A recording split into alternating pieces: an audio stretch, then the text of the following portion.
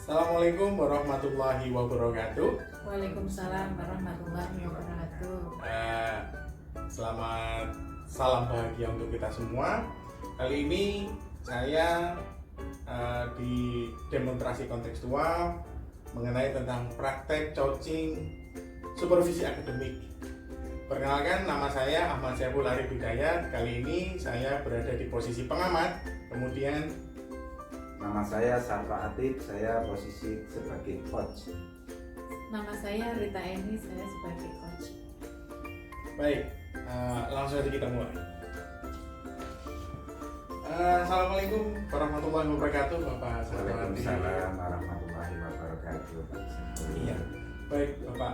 Dalam praktek coaching ini yang nanti akan Bapak laksanakan dengan Ibu Rita sebagai coach, persiapan apa nih yang sudah Bapak siapkan?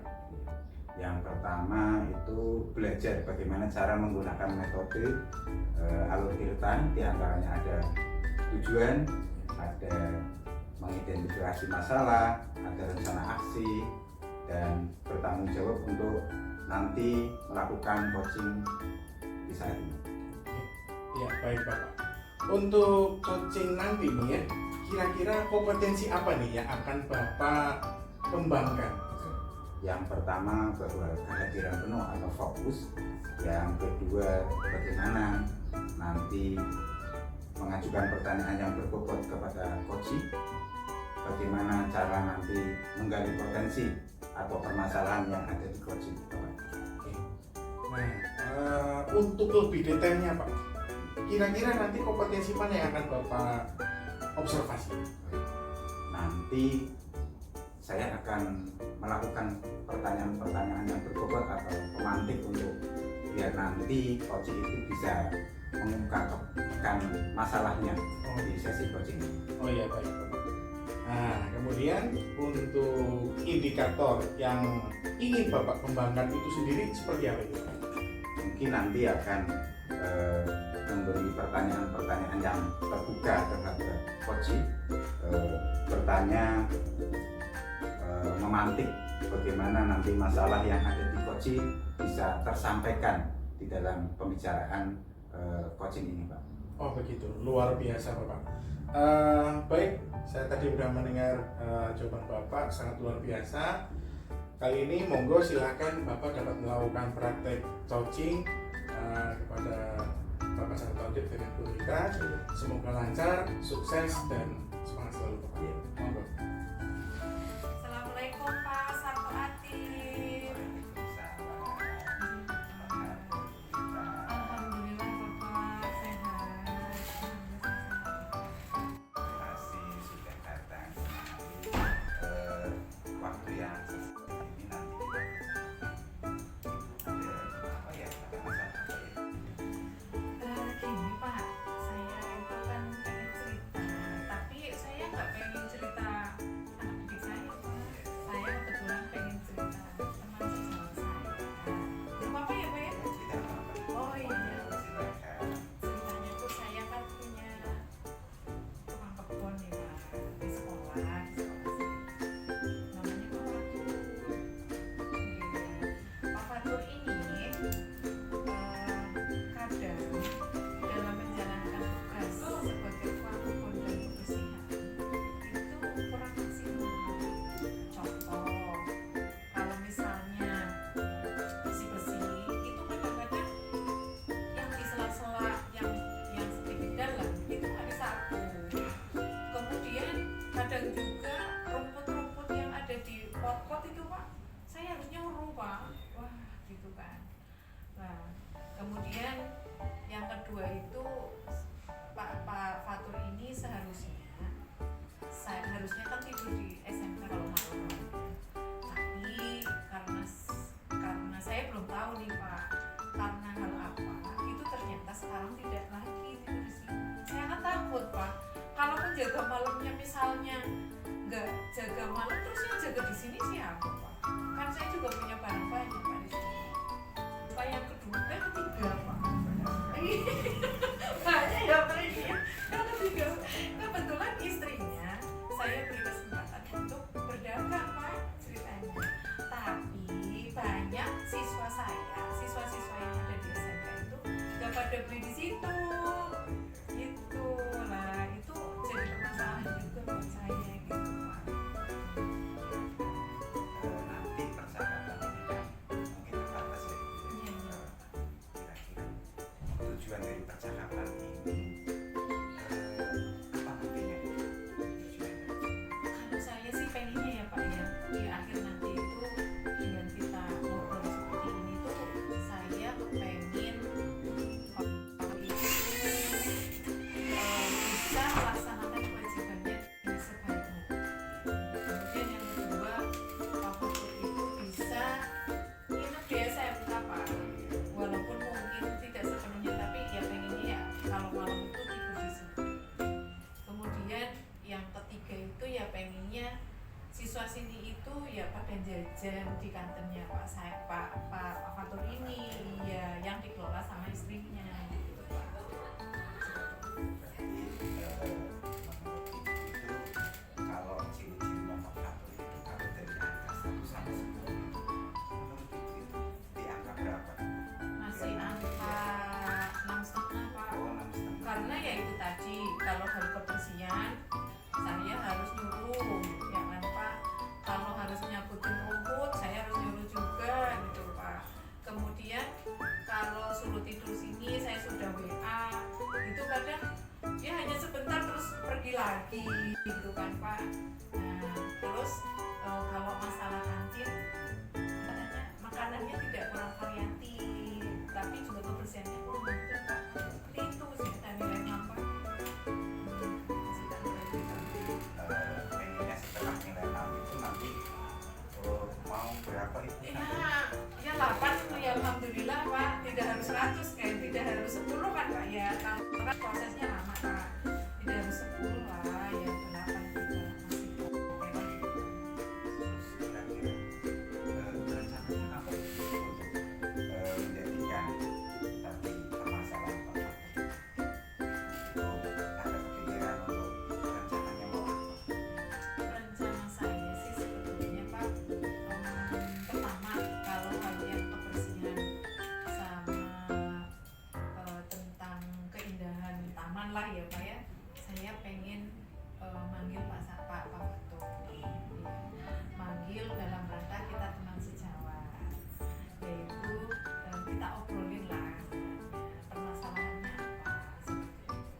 Walaupun kadang-kadang saya dengar ya karena di waktu-waktu jamnya dia di sini itu kadang-kadang membantu istrinya sih sebetulnya. Tapi saya kan tidak mau seperti itu. Artinya nanti kita bicarakan sebaik mungkin agar permasalahan ini tuh bisa dilakukan dengan baik. Maksudnya bisa dipertanggungjawabkan untuk dia sebagai teman rukun dan presiden. Terus yang kedua pun saya ingin ngobrol sama istrinya Pak. Maksudnya ngobrol sama istrinya dalam rangka itu agar bagaimana kantin ini bisa dibeli oleh siswa yang datang situ gitu. Siswanya tidak jajan ke SMP Pak, karena kebetulan kami SMK sama SMP kan berdekatan nih Pak, sehingga kebanyakan malah jajannya ke SMP karena ya itu tadi karena kurang variatifnya. Saya dengar dari siswa itu kurang variatifnya sama kebersihannya lah. Saya kan pengen ngobrol Pak sama istrinya biar istrinya tuh tahu bahwa kekurangannya seperti ini. Selain itu berarti ada lagi ya Bu? Oh iya Pak, kalau yang masalah ini yang nginep tuh Pak, dulu tuh memang Pak Fatur ini nginep Pak, tapi saya juga dengar itu katanya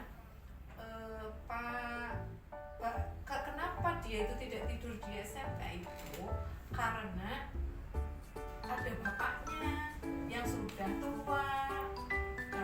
Mungkin istrinya sudah tidak ada, adanya cuma kakak gitu. Karena kasihan akhirnya pindah ke rumahnya Pak. Nah cuman karena pindah ini kan saya masih was-was ketika misalnya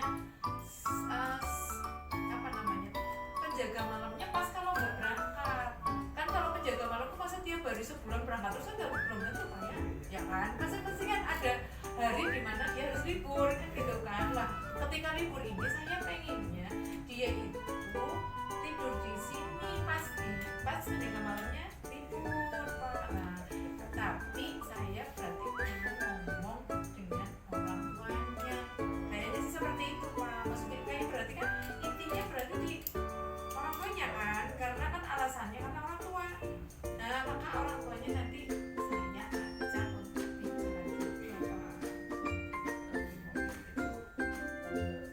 prioritas ya, atau bagaimana itu? Ada prioritas yang paling mungkin pertama dilakukan untuk rencana itu? Kalau untuk prioritas Pak, memang yang paling utama itu adalah yang malam Pak. Karena Pak, karena di malam itu kan sangat riskan, saya kan barangnya banyak Pak. Itu yang paling prioritas. Apa namanya? Itu akan dilakukan kapan? Iya Pak. Ini kan hari Senin ya Pak.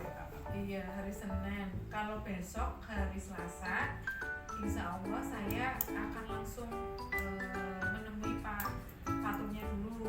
Ya, iya, saya yang ke Pak Fatur, kemudian saya ajak nih Pak Faturnya. Jadi kita ngobrol misalnya gitu ya Pak ya.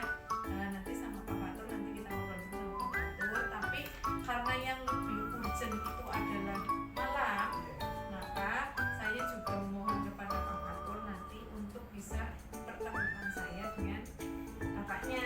Iya, karena dengan bapaknya secara otomatis kalau bapaknya mengiyakan kan berarti bisa Pak untuk tidur di sini kan, seperti itu. Nah nanti baru setelah itu insya Allah karena kan kalau kantin sih sementara kalau mau puasa ya berarti biasanya tutup Pak. Nah ini kan masih ada senggang waktu sih, insya Allah setelah libur awal puasa nanti saya baru ketemu sama istrinya Pak Fatur untuk membicarakan kantin ke depannya Pak. Yang dapat membantu ibu untuk menyelesaikan masalah ini untuk siapa ya? Saya itu kebetulan untuk membantu ini adalah wakil tenaga kerjaan. Kebetulan saya itu punya 4 wakil, ada kepuslaan, ada kurikulum, ada humas, satunya itu wakil sapras dan ketenaga kerjaan. Saya jadi 1, iya. Lah yang membantu ini namanya Bu Vila Pak. Bu Vila ini adalah sapras daripada wakil sapras dan wakil ketenagaan ya. Untuk ketenagaan kan karena tadi yang saya bicarakan adalah tenaga kebun dan kebersihan Pak. Kemudian untuk hal ini juga kantin juga membutuhkan sarana prasarana. Kemudian di apa namanya kalau beliau tidur di sini juga membutuhkan mes atau sarana prasarana. Maka saya membutuhkan Bu Vila Pak untuk mendampingi saya menyelesaikan masalah ini sebagai wakil sapras saya sama ketenagaan. Setelah kita merasakan seperti ini,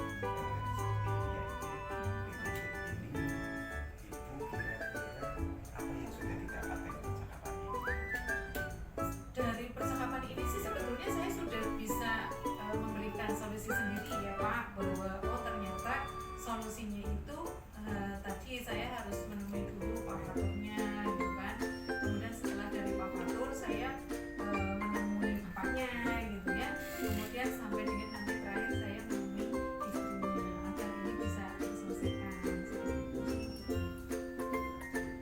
sudah bagaimana? Kalau perasaan alhamdulillah belum ya Pak. Juga saya tadi kan dari kemarin tuh pikiran gimana ya caranya gitu Pak.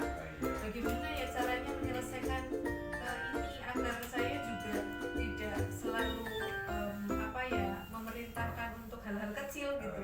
Saya pengennya itu dengan kesadaran dirinya sendiri menjadi tanggung jawabnya dia itu dia akan sadar gitu loh Pak. Jadi tidak dengan hal kecil itu saya tidak perlu untuk memberitahu seperti itu. Dengan kesadaran sendiri itu dia sudah bisa melaksanakan dengan baik.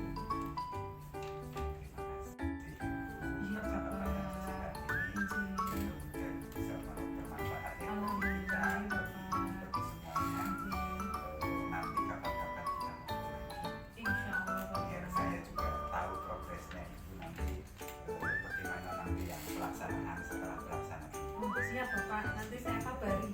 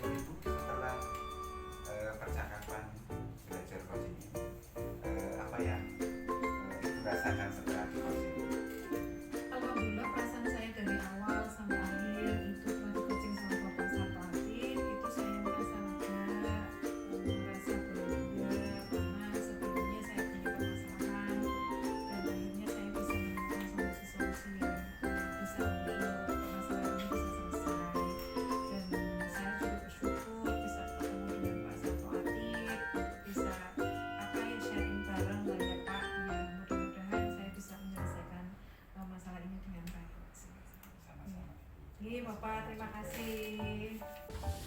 Ya. Oke Bapak, terima kasih, sangat luar biasa sekali untuk metode coaching yang telah Bapak lakukan. Kemudian apa yang tadi Bapak lakukan sebagai coaching sudah baik dan luar biasa sekali Pak menurut saya. Dan kemudian menurut Bapak nih, apakah dalam proses coaching tadi indikator yang ingin dikembangkan sudah tercapai atau belum Bapak?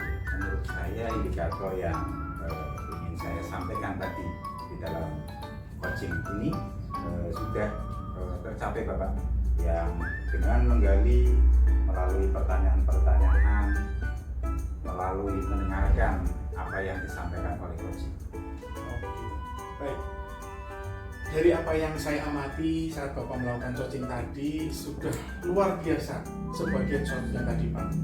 Bapak mendengarkan secara aktif, kemudian menggunakan rasa dan alur tirta, kemudian alur tirta yang baik ya Pak, serta mengajukan pertanyaan yang berbobot.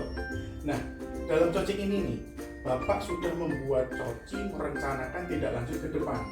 Dan ketika saya memberikan poin untuk kegiatan coaching kali ini kepada Bapak sebagai coach, rentang nilai antara 1 sampai dengan 4, untuk Bapak saya berikan nilai 4 Pak. Terima kasih. Luar biasa. Iya.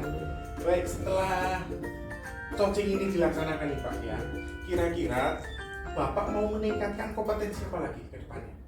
Yang perlu saya tingkatkan ya, selain menjadi pendengar yang aktif, kemudian mengajukan pertanyaan yang berbobot, serta bagaimana menggali potensi yang coach miliki. Dari 2 kompetensi ini yang akan saya kembangkan agar saya kedepannya jauh lebih baik dari sekarang ya, yang tadi telah disampaikan Pak Sarto. Oke, baik Bapak.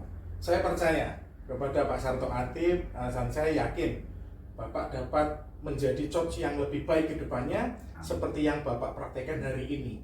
Sehingga nantinya coach ke depannya akan dapat menemukan solusi dari permasalahannya. Sungguh luar biasa. Terima kasih untuk Pak Sarto Atif, terima kasih juga untuk Bu Rita hari ini. Kami saya rasa cukup untuk kegiatan praktek coaching supervisi akademik kali ini. Kami bertiga mau undur diri. Wabillahi taufiq wal hidayah. Assalamualaikum warahmatullahi wabarakatuh. Waalaikumsalam warahmatullahi wabarakatuh.